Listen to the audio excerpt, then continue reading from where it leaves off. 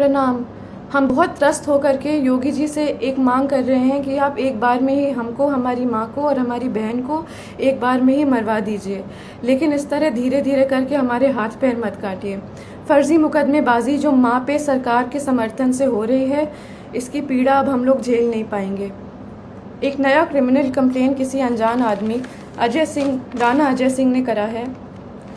इसमें मेरी माँ पे निराधार आरोप लगा के उनको फैज़ाबाद बुलाया जा रहा है, जहां हम लोग कभी गए भी नहीं हैं।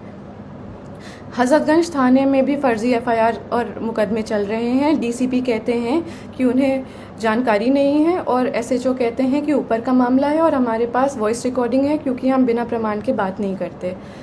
एमएचए और इंटरनल सिक्योरिटी ने यूपी पुलिस को कार्रवाई करने को कहा है और यूपी पुलिस प्रशासन मम्मा को ही परेशान कर रही है।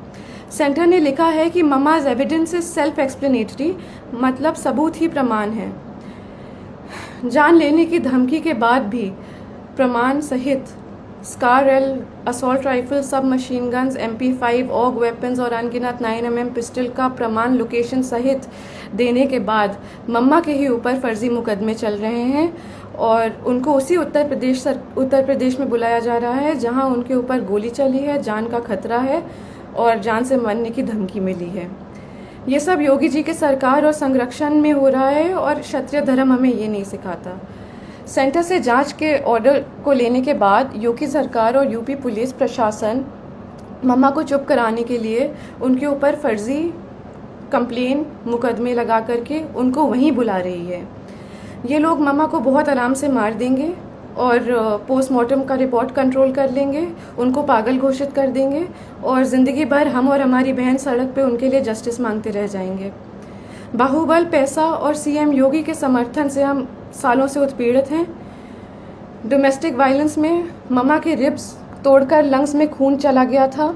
हॉस्पिटल की रिपोर्ट बदलवा दी गई थी, एंट्री नहीं कराई थी हॉस्पिटल में। वो खून अब सूख करके एक patch of blood on her lungs हो गया है और जहाँ पे वो पैच ऑफ ब्लड है वहाँ का लंग्स एक्सपैंड और कॉन्ट्रैक्ट नहीं कर पाता, उनके रिब्स गलत जुड़ गए हैं।